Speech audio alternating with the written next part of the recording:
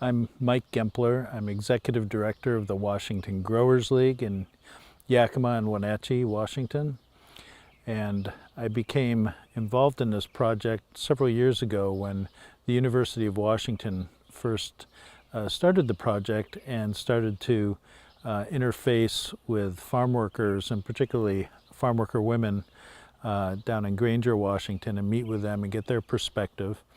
And so it was a real learning experience for me to sit in on some of those meetings, to listen to the women, and to offer our perspective. But it was a unique approach and a very healthy approach. And so I was glad to be part of that. Thank you. So why is it important that growers provide sexual harassment training to their employees? Well, sexual harassment is just starting to be recognized in American society as being a problem everywhere. It's not just agriculture, although we've gotten some particular attention, but it's not just agriculture, it's Congress, it's Hollywood, it's everywhere. And of course we have our own issues with sexual harassment. We also have some unique conditions in agriculture. We have language barriers, we have isolated conditions or isolated locations. We have a number of things that are unique to our industry that we need to address. But really the bottom line is that no one should have to dread coming to work. And if you want to have a good, healthy working environment where people like working there, where people want to work for you, you have to make an environment where they feel safe and they feel appreciated, and they're not tensing up and dreading coming to work because they know they're going to be bullied and hassled. And so that's really the reason. And we have a situation now where we have record low unemployment. It's hard to attract people and to put together a complement of people for a staff, all of whom are, really, really highly qualified and responsible and good employees. And so you have to provide the best work environment you can to attract the best people and keep the best people. So being aware of sexual harassment and being aware of the concerns of employees and actually doing something about it is important to get employees, retain employees, and make a good, safe place where people like to work. And also, we've had in agriculture some very notable sexual harassment incidents and claims that have resulted in very embarrassing media coverage for the industry that has really tainted our reputation. And we don't like that. We don't want to be thought of as employers who aren't doing their job. We want to be thought of as employers who are doing a really good job providing a good place to work. And so this became very well known over the past decade in a lot of very, very broad and international news coverage. That's not what we're about. We want to feel good about ourselves. We want to feel good about our workplaces and our employees. The employers who were involved had horrible experiences. Any business that is involved in a difficult sexual harassment complaint or suits, it's a horrible experience. And so employers really do need to avoid that. It's not just about liability and money. It's about the disruption. It's about the difficulty in making it through as a company and as a team, as a group of people. And then, of course, the legal costs and fines and any legal settlements, are something that employers really want to avoid. And I think also from an employer's perspective, you know that you can't be everywhere. You can't control everything. And you might have one supervisor, one employee who engages in really unacceptable behavior, even though you've done a lot of training, even though you've set out expectations of good behavior. It's important for employers to do everything they can to build a system where they set expectations and train employees and avoid and prevent these kinds of sexual harassment situations from happening.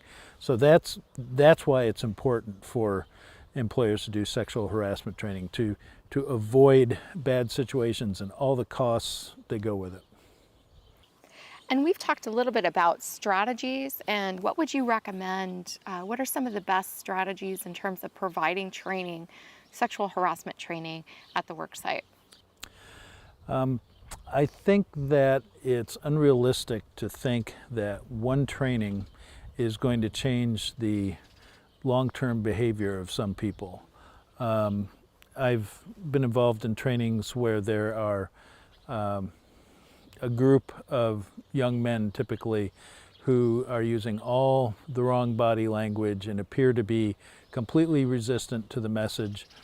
And you know that it's going to take time. It's going to take several trainings, maybe discipline or disciplinary action in order to start getting through to them.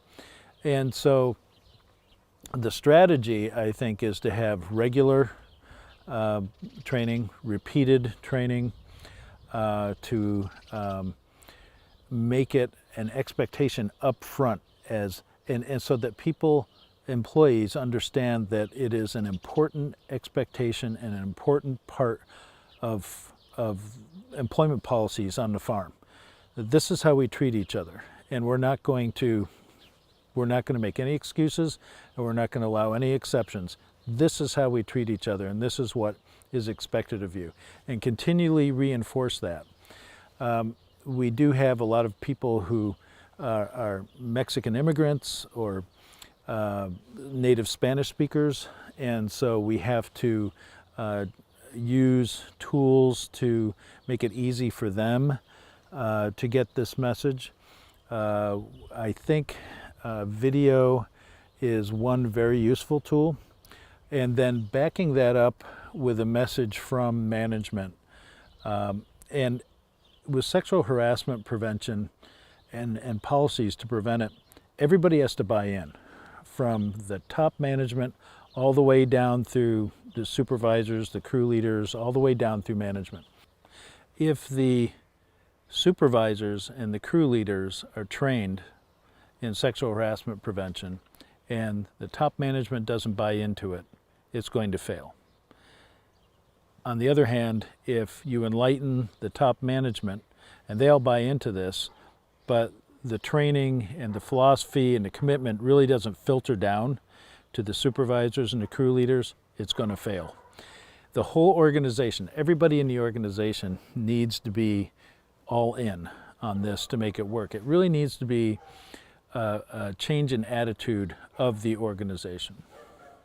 Did you want to say anything about the training of supervisors, or how important it is for supervisors especially to understand this, not just this one training, but other strategies that help to diffuse some of those power dynamics within the work? Yes, I think in general in American industry,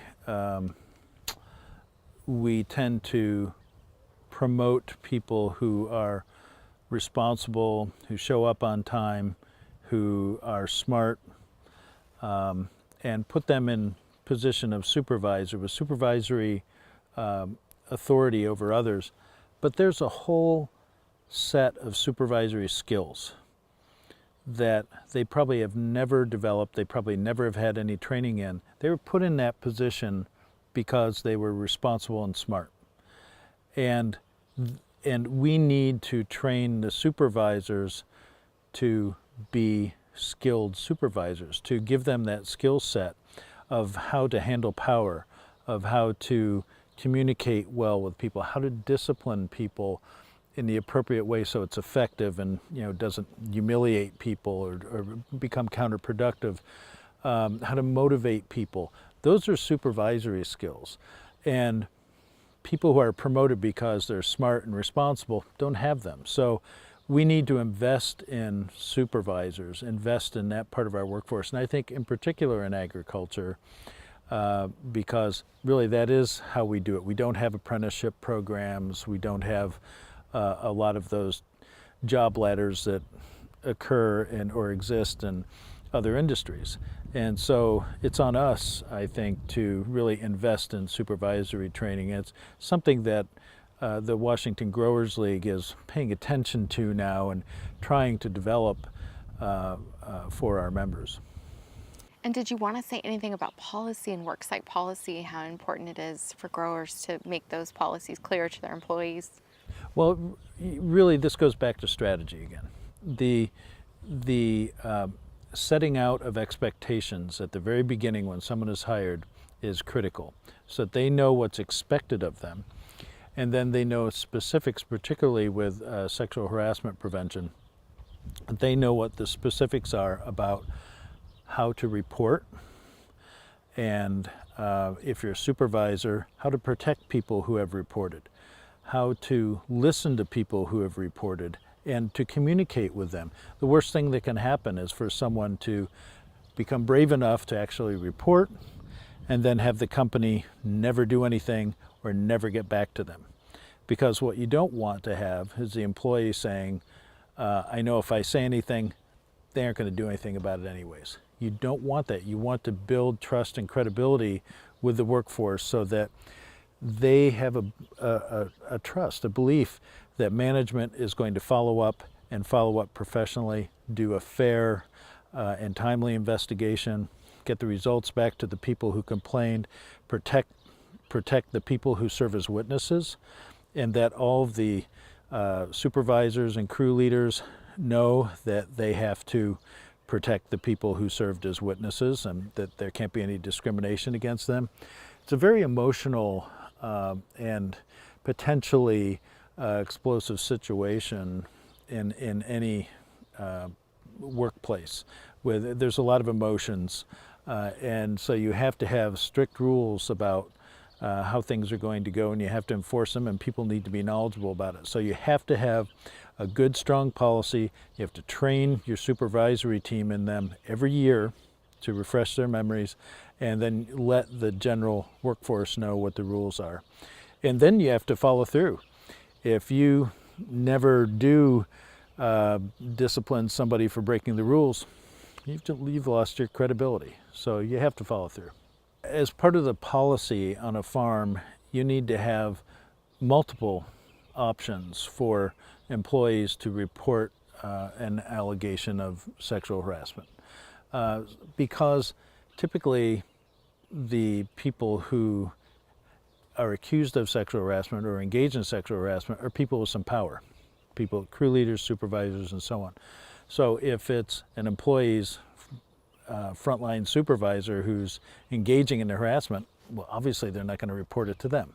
They have to have someone to go to who is able to speak their language comfortably, who is trusted, they're going to keep things confidential.